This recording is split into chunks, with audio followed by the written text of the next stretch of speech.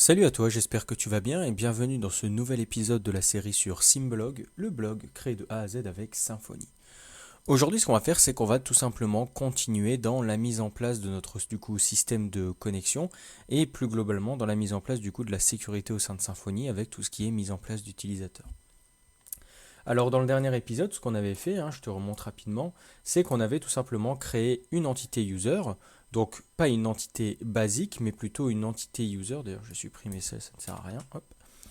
Donc pas une entité user basique, vu que cette entité user est reconnue entre guillemets officiellement par mon application comme étant une entité qui va pouvoir servir à tout ce qui est authentification, notamment via tout ce qui est l'implémentation de la user interface par exemple, ou même du password authenticated user interface qui permet notamment de récupérer le mot de passe, ce genre de choses.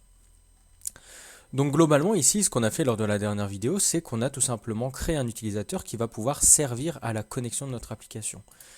Mais pour l'instant, rien n'a été fait au niveau de l'authentification. En effet, il y a des choses à faire au niveau de Symfony pour lui préciser qu'on va devoir authentifier des users.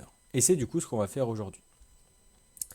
Donc concrètement, la sécurité au sein de Symfony, il y a plusieurs choses à savoir. Donc déjà, la première chose qu'il faut savoir, c'est qu'il y a un bundle security à part entière, mais qu'il est installé de base lorsqu'on a installé le projet au tout début.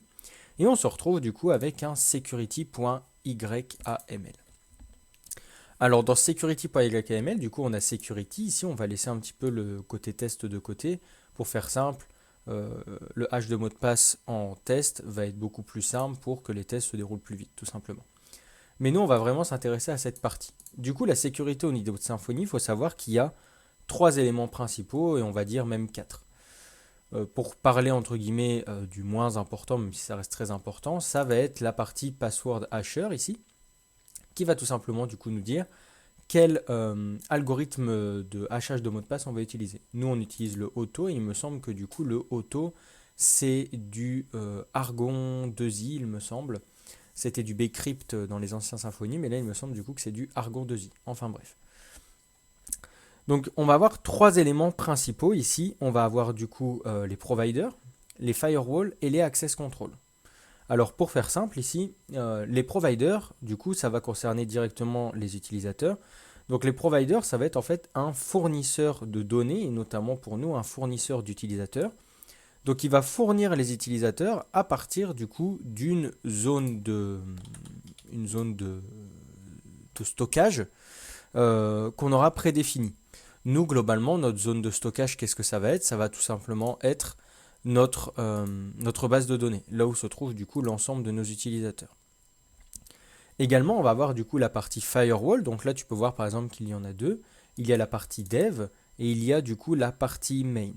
Pour faire simple, par exemple, un firewall, du coup un pare-feu, ça va être en fait ce qui va se passer au sein de Symfony, du coup le cœur de la sécurisation. Pour faire simple, en fait, il y a chaque requête qui va passer par le firewall pour savoir justement si, par exemple, ça va nécessiter un utilisateur connecté. Ça va permettre aussi d'identifier un utilisateur. Notamment, on lui précisera par exemple pour nous ce qu'on va créer, qu'on va avoir du coup un système de forme login tout simplement pour pouvoir loguer l'utilisateur. Et en dernier, on va avoir du coup l'access control ici, qui va permettre tout simplement de dire voilà, pour chaque chemin, on va dire qu'on donne accès à tel rôle. Par exemple, pour le slash admin, ça va être les rôles admin. Pour le slash profile, ça va être les rôles user, etc., etc. Ça, on le reverra plus en détail dans une autre vidéo où on verra comment du coup sécuriser nos, nos routes. Je vais juste refaire un petit arrêt du coup sur les firewalls. Du coup, je vais te montrer ça. Hop. Du coup, concrètement ici, ça c'est les providers. Donc ça, tu as compris le principe. Je pense que ça va juste nous donner des utilisateurs. Voilà le firewall. Donc concrètement, le firewall ici, ça va être la section la plus importante, comme il le dit, et ça va permettre justement de mettre en place notre système d'identification, et ça va définir quelle partie de notre application a besoin d'être sécurisée, et comment les utilisateurs du coup vont être logués. Est-ce que ça va être via un login form, ça va être notre cas, est-ce que ça va être via euh, un token fourni par une API, ce genre de choses. Également, on peut parler rapidement du coup de ce que j'ai présenté, le firewall dev ici, qui est un faux firewall, entre guillemets, qui va simplement faire en sorte qu'il n'y ait pas d'accident au niveau des outils de développement de Symfony. Et du coup, ça va principalement matcher avec par exemple les URL comme profiler, WDT, etc., etc. Donc globalement, c'est ce qu'il faut savoir sur la sécurité au sein de Symfony, du moins la sécurité, la base. J'avais fait une vidéo plus détaillée où on prend vraiment le temps du coup de parcourir la documentation. Donc si j'y pense, je te mettrai le lien dans la documentation. Sinon, tu peux retrouver la vidéo dans la playlist Apprendre Symfony de A à Z, donc le projet SimRecipe, où tu vas pouvoir voir du coup une vidéo complète sur la sécurité.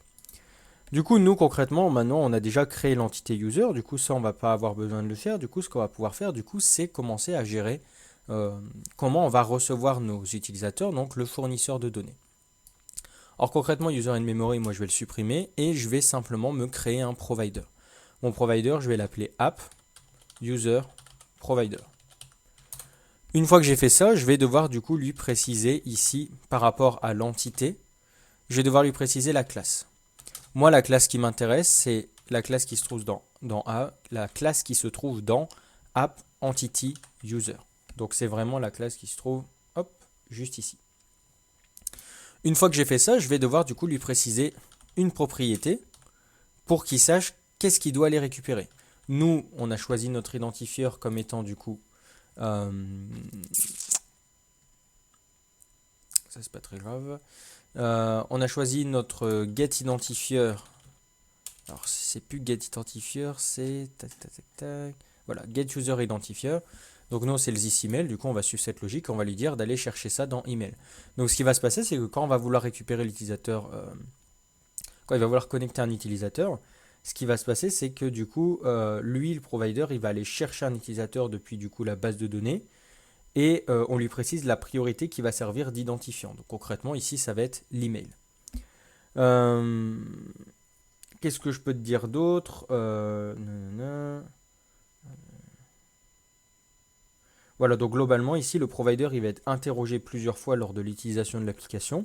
Et par exemple, pendant le login, il va aller dans la base de données et recharger l'utilisateur à partir de la session. Donc ça, c'est toujours bon à savoir. Maintenant, au niveau de la partie firewall, du coup, ce qu'on va faire concrètement, c'est laisser la partie dev. On a vu que c'est pour éviter des problèmes. Et du coup, comme je le rappelle, le firewall ici, ça va être la section la plus importante, qui va définir les parties de notre application qui sont sécurisées et la façon dont les utilisateurs pourront s'authentifier. Il faut savoir qu'il y a un seul firewall qui est activé par requête et du coup ça va prendre en compte justement le premier match dans l'ordre qui est renseigné justement ici. Du coup nous ce qu'on va vouloir faire c'est tout simplement mettre en place un firewall pour tout ce qui est formulaire, vu qu'on va faire un formulaire de login classique. Donc déjà on peut lui dire voilà pour le firewall je vais y arriver main, on a déjà du lazy true. Alors lazy The lazy anonymous mode prevent the session from alors, lazy true. Je vais te traduire ici, ce sera plus ça. Donc le mode anonyme paresseux, entre guillemets, donc le lazy mode, empêche le démarrage de la session s'il n'y a pas besoin d'autorisation, c'est-à-dire de vérification explicite d'un privilège utilisateur. Ceci est important pour que les requêtes puissent être mises en cache. Donc globalement, hop, désolé pour la notification. Donc globalement, c'est à ça que ça va servir du coup le lazy true. Donc ça, on va le laisser. Une fois qu'on a fait ça, ce qu'on peut faire, c'est du coup, comme je l'ai dit, préciser le provider. Moi, mon provider, il s'appelle AppUserProvider. Du coup, on sait que le firewall main, comme provider, il va utiliser du coup le AppUserProvider. Une fois qu'on a fait ça, concrètement, ce qu'on va devoir dire, c'est s'il y a par exemple un custom authenticator. Nous, on pourrait mettre en place un custom authenticator, mais on va plutôt voir ça plus tard. Donc concrètement ici, le custom authenticator, ça peut par exemple permettre du coup de gérer vraiment l'authentification comme on le souhaite. Mais on peut utiliser très bien la configuration de base de Symfony. Une fois qu'on a fait ça, concrètement, ce qu'on va pouvoir faire, c'est tout simplement renseigner les différentes options que l'on a pour pouvoir tout simplement créer du coup notre sécurité. Donc pour ça, par exemple, ce qu'on va pouvoir ici renseigner, c'est tout simplement ici par exemple form login, donc form login, et ici on va pouvoir mettre login pass. Donc ça concrètement, si je reprends la documentation, par exemple, hop, ici, on peut voir du coup que lui il a un firewall main, donc comme moi, main juste ici, et il a par exemple form login et il va renseigner login pass et check pass. Donc nous, on va simplement copier-coller ce qu'il fait, juste ici. Voilà, on va bien réindenter correctement. Donc là, on est bien sur du app_login. Moi, ce que je vais faire, c'est que je vais mettre ici security.login. Vu qu'on va se créer un petit contrôleur security. Security.login et security.login. Et une fois qu'on a fait ça, concrètement, c'est tout ce qui va nous permettre de gérer la sécurité au sein de Symfony. Alors concrètement, une fois qu'on a fait ça, ce qu'on va pouvoir faire, c'est tout simplement aller dans le contrôleur et se créer par exemple un fichier securitycontroller.php. Une fois qu'on a fait ça, on peut ici mettre en place le contrôleur, donc on va mettre app_controller. On va lui dire que la classe securityController et qu'elle extend le abstract_controller. Une fois qu'on a fait ça, ce qu'on peut faire, c'est se créer un petit contrôleur qu'on va appeler login. Et ce contrôleur, on va simplement du coup lui dire qu'il va avoir en return une réponse de HTTP Foundation toujours. Et ce qu'on va pouvoir lui dire, c'est de return this render. Alors, je regarde vite fait quelque chose, voilà. Donc on va avoir ici this render, et ici on va lui dire par exemple pages security login.html.tweet.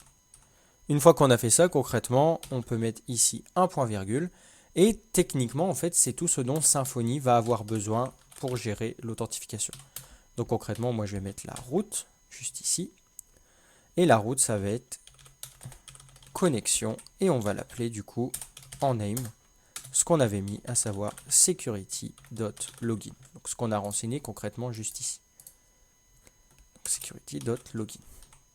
Et en méthode, je vais mettre à la fois du get, on va y arriver, du get, et du post, vu qu'on soumettra le formulaire en question. Si je vais sur mon application et que je vais du coup sur /connexion, bah ici du coup il va me dire qu'il ne trouve pas le template. Donc on va résoudre ça. Et ce qu'on va faire, c'est qu'on va pouvoir aller dans template, pages, ici on va se créer un dossier security. Dedans, on va créer un dossier, on va créer un fichier, pardon, login.html, html.tweet. On va faire un petit extend de base.html.twig. On va lui dire qu'on veut prendre le bloc title et que nous, ça va être marqué connexion. Et ensuite, on va mettre en place le bloc body. Et on va reprendre du coup, par exemple, un simple H1 où on va mettre connexion. Si je vais sur la page, je fais un F5, on a bien connexion juste ici. Donc concrètement, maintenant qu'on a mis tout ça en place, ce qu'on va vouloir faire, c'est mettre en place le formulaire de connexion. Et du coup, c'est ce qu'on va voir dans la prochaine vidéo. Je préfère faire ça en 2 vidéos parce que là, ça va vraiment être plus du coup du théorique, comment fonctionne la sécurité, mettre en place simplement tout ce qu'il faut dans le security.yaml. Et du coup, on verra ça dans la deuxième partie pour mettre en place le formulaire de connexion. C'est un petit peu une vidéo scindée en 2 pour que ce ne soit pas trop long.